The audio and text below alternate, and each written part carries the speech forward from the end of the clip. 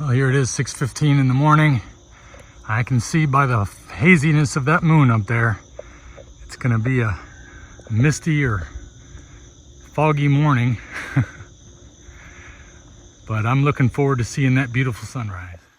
Well, the sun isn't really up yet that I can tell with all this fog, but I've been walking now for 2.28 miles, and I've had a lot on my mind that I want to talk to you about today.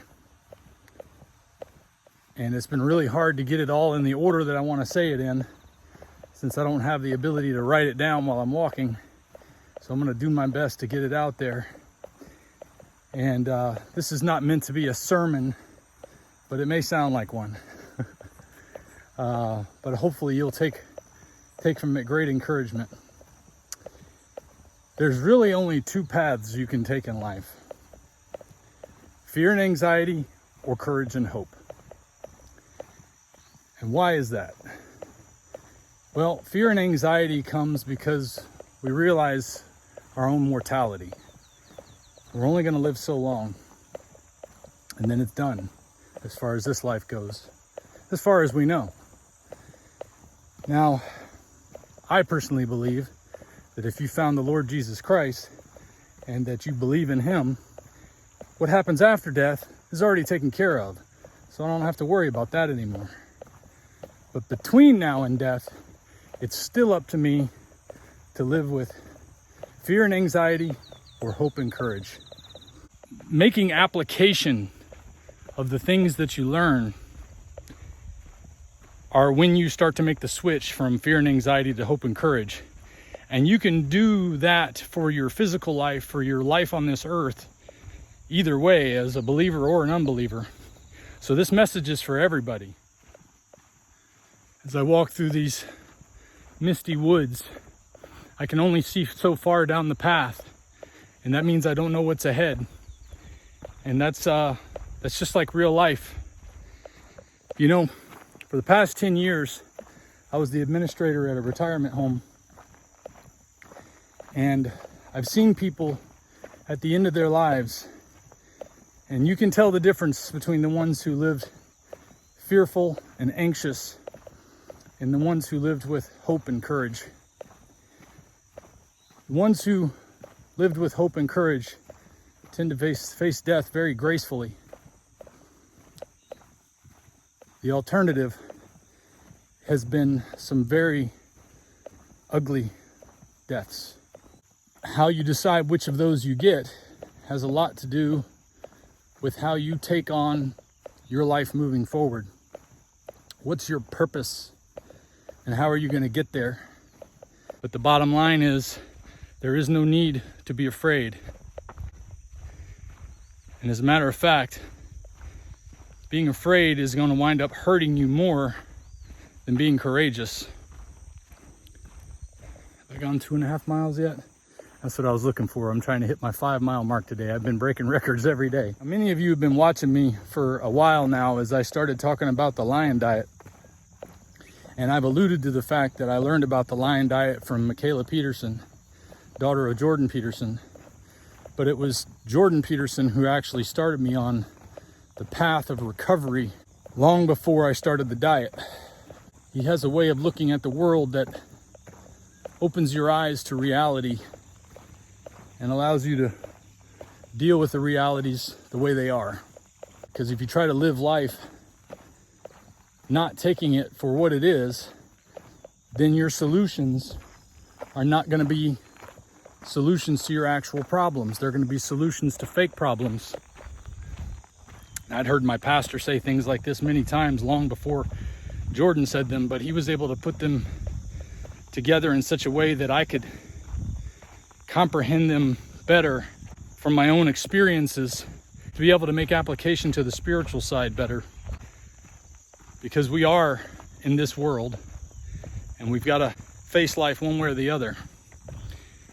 Now, there's a couple of animals that always live this way, with probably mild exception. And that's the lion and the rabbit. The rabbit lives its whole life constantly in fear, except for maybe when it's trying to procreate. But even then, it looks like it's pretty afraid because it's trying to get done pretty quick. Because the longer you stay still, it's like a video game. When you stay still too long, you're going to get popped. That's the idea that the rabbit has. The lion, on the other hand, goes around without fear. Oh, sure, they can be startled. And they can pause with curiosity as it tries to figure out a new development, like maybe a human being in its presence. But it won't be long before that lion's going to be stalking you, if you're that human. Because it doesn't live in fear. It lives with courage. And one of the things I realized when I watched the residents that I cared for is that some of them were easier to care for, some of them were harder to care for. The ones who wanted you to do everything for them were the ones in the worst shape. And they didn't always start off that way. They just keep pushing to get more and more done for them. They die faster and they usually die more painfully. But the ones who wanted to maintain their independence and do for themselves were the ones who lived life until the end. And it's quite something for family members to deal with the loss of a loved one who died courageously and smiling, as opposed to miserable and screaming. And I used to encourage my residents with the idea that your time of death has already been determined before you were even born. You don't know what it is, but what happens between birth and death is really entirely up to you. Even if you take on challenges that you fail at overcoming, you still lived that life. When you avoid overcoming challenges, you're not really living. You're not really buying up the time that you have. And I didn't realize that I was doing that at the time until I listened to Jordan talk and helped me understand that the value of what you get from taking on responsibility is not the reward of winning, it's the reward of doing. It's the reward of picking it up and putting it down and saying, yeah, I could do that. I was able to do that. Now let me see if I can do something a little bit more this time. I remember a friend of mine who had a very nihilistic approach to life would talk about sales goals as being just one more time that they move the goalpost on you, and that there's no sense in going after the goal if they're going to keep moving the goalpost. But that's not what's really happening. You're just reaching a new goalpost each time. And even if you don't reach the goalpost, you're moving toward it. And you let that failure drive your next success. You let fear of failing, fear of ending badly, drive you forward to living the life you really want to live. I've known these things my whole life, but I didn't really put them into application until I started to think about these things the way Jordan would talk about them. And then when I stumbled upon him talking about the fact that he was on an all beef diet, boy, I didn't know what to think about that.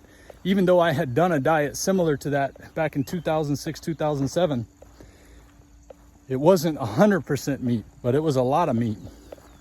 And I had a lot of success with it. But I found that if I didn't eat enough greens or take enough vitamins, I felt like I was gonna die. Well, it turns out it wasn't greens and vitamins that I was missing, it was electrolytes. I just needed some sodium, as I've learned about this diet. And you can go back and check out my other videos to find out all the experiences I've had since starting this diet. And I hope they motivate you to be able to take control of your life. But when I look around right now, at least in the United States, I see something I don't want to see from large quantities of people, even people that I have philosophical agreements with on most things. They're living in fear of something that they can't see, they can't really avoid, and they can't do anything about. And the only outcome for a person that lives in constant fear is misery. You're not going to avoid challenges.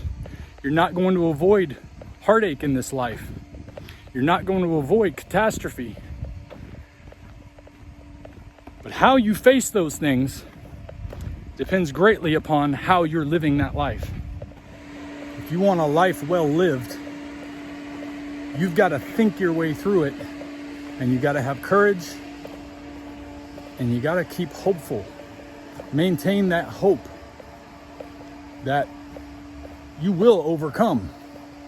Even though you will fail also, you will overcome. You just got to keep pushing forward. Let fear not stop you, but push you forward to the best life you can have. I had so much anxiety and depression prior to starting this diet. I know there's a physiological aspect, so I encourage you to change your diet if you find yourself in that same position. And lion diet might be the answer for you, or maybe carnivore, or maybe some other diet, ketovore or something. I don't know. There's like 50 different ones out there, but the one I found works for me, and I hope you find one that works for you, if not this. But if you're not putting enough emphasis on what you're putting into your body and what you're putting into your mind and what you're doing with what you put into your mind, like for instance, what do we put in our body when we have fear and anxiety? We search for comfort food, we search for drugs, we search for alcohol, stimulants, things that help us deal with reality for a little while without having to work too hard at it. But what's the end result? Guilt, anxiety, anger, misery. I found a life that still has guilt and fear and anxiety in it, but it's not dominated by it anymore. I feel hopeful.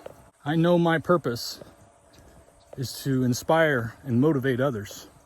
I've always known my purpose was communication, but I didn't really know what to communicate until I found this lifestyle and this diet and this way of approaching my mortality.